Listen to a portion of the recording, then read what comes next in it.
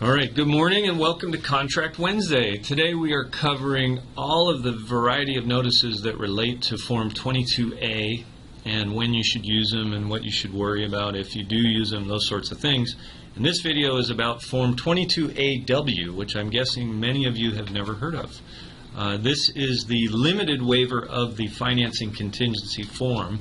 So this would be the form that you would use in certain instances when it's time to waive your financing. All right? So you can waive your financing entirely on Form 22AR if that's what you're so inclined to do. But in Form 22A, it actually gives you the ability to allow the low appraisal language to survive even waiving of your financing. Because as you guys know, the low appraisal language, paragraph 7 right here, is part of Form 22A. So normally if I waived financing, I'm also waiving that. But in a recent revision to this form, the MLS added this paragraph 3C, which says, buyer's waiver of financing under this paragraph either will or will not constitute waiver of paragraph 7. So you now have the ability to separate the financing contingency itself from the appraisal and its possibility of being a low appraisal and the language that you have to protect your client. So this clause is one of the very few clauses in all of the MLS form where if you leave it blank, which by the way I don't recommend you leave anything blank, but if you were to leave it blank, it actually defaults to the benefit of the seller. Most of the other forms and fields, if you leave them blank, they benefit the buyer, the default language.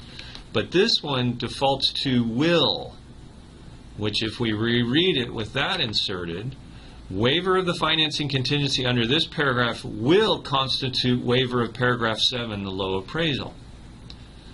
I'm pointing this out to you because Form 22AW would only apply if you had checked will not.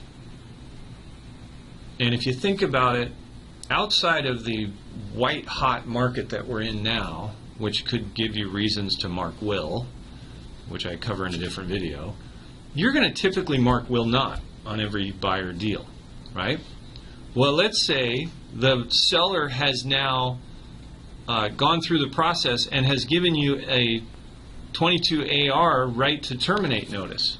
So what the seller's doing there is saying, all right, we're far enough down the road, we're beyond this 30 days, if that's what was in that field, where you need to waive your financing or we need to kill this deal. But you checked will not. So some agents will accidentally use Form 22AR and waive everything. You would actually want to use AW, which is a limited waiver of financing. So let's take a look at that. Number 1, waiver of financing. Buyer waives the financing contingency set forth in the financing addendum, Form 22A. Number 2, appraisal less than sales price. Paragraph 7 of the financing addendum, appraisal less than sales price, survives buyer's waiver of the financing. So we're saying we're waiving it, but we're immediately pointing out that we're not waiving the low appraisal language. Number 3, no right of termination. Seller may not terminate the agreement under paragraph 3 of the financing addendum. So if they gave us Form 22AR and we checked will not, then we would use Form 22AW to let them know, yeah, okay, we're waiving financing, but the appraisal language survives that waiver. Does that make sense? It's really simple, really straightforward, but it's the unique situation where you would want to make sure you use that form, 22AW. And I can tell you I've sold thousands of houses and never had anybody use that form, which means there's no shortage of examples where buyers are waiving all language without realizing it. So waiving financing specifically means, or you're waiving your financing contingency. Right.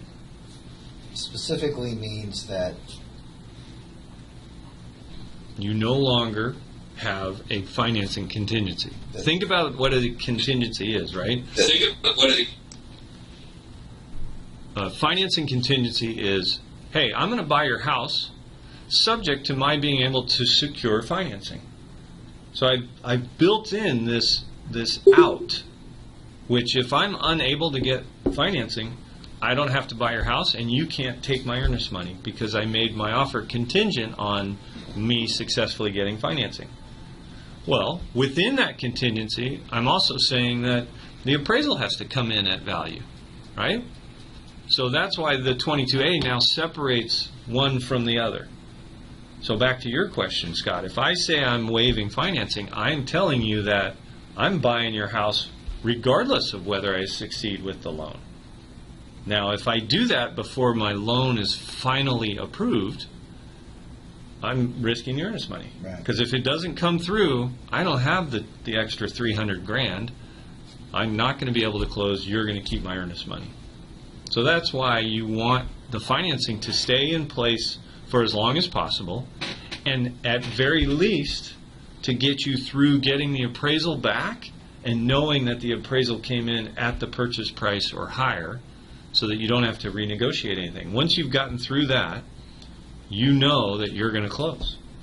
We have a deal right now, where one of our hedge fund clients will not close any sale until all contingencies are released.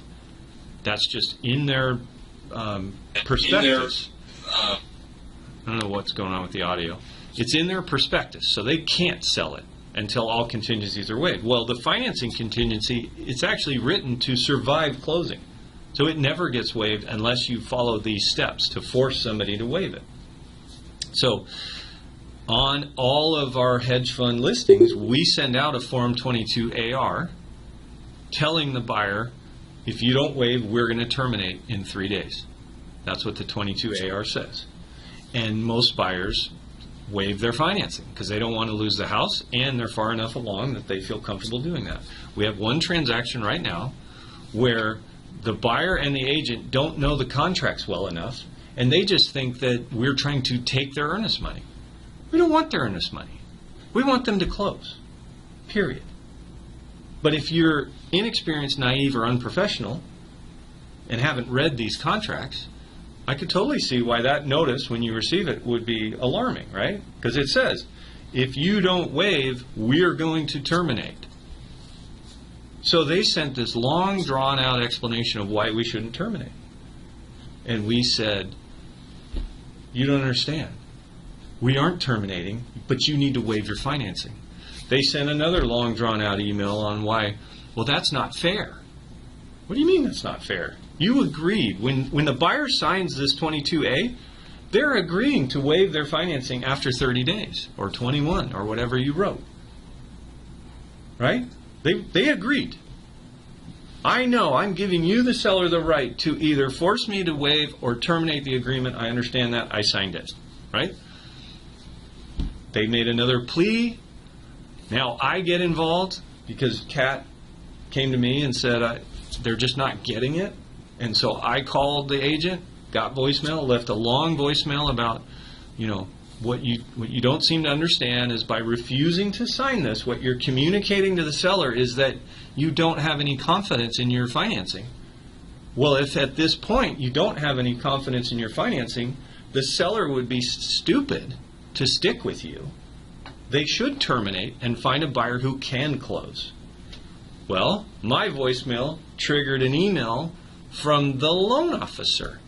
Very well written, very eloquent, very compelling, but still trying to convince me we shouldn't sign it, but you should be okay with that because all conditions are satisfied. Documents are at escrow. We're ready to close when you are. Blah, blah, blah. Fine, then waive it. Exactly. Those are all arguments for waiving it. If you tell me that there's nothing left to worry about, then why are you worried? Waive financing, close the deal, right? But they didn't understand, so I wrote them a long email and said, I appreciate your explanation. What you might not realize is I'm a 30-year loan officer, and I know exactly what you're talking about, and that's why I always say this to my clients, and I do this. I say, hey, Ashley, congratulations. We're now under contract. We have a few contingencies in this transaction. I just want to let you know that at some point in the future, you may be asked to waive your last contingency. But I assure you that will only come after we've done our inspection and we're satisfied, after it's been appraised and it came in at value, and you know that everything checks out and you want to close. So at that point, you won't have any difficulty waiving your last contingency, but I'll make sure to point it out to you when that time comes so it doesn't sneak up on you, okay? Great. I put all that in my email, and now we're waiting for them to decide if they're going to waive. So it's If they don't, they lose the deal. it's a chess game, right? Yeah. But it shouldn't be. There should be no negotiations needed. It should be automatic. Yeah, isn't that automatically with the contingency where you have to communicate back and forth? Because they wrote this addendum in a way that doesn't make the financing simply expire. Oh, which one? Which? Financing. So you know how, like in an inspection contingency, if you don't do your stuff in time, it just goes away. Yeah. If they had done this with financing, we wouldn't have to have this notice exchange. But they didn't want buyers to be put at risk without realizing it. So they set it up so that it doesn't actually expire. They have to sign something to waive it, which I don't have a problem with. What I have a problem with is agents who aren't smart enough to understand it and can't explain it and communicate it to their clients. That creates extra work for the people that do understand it. And with that, I will get off my soapbox and stop recording.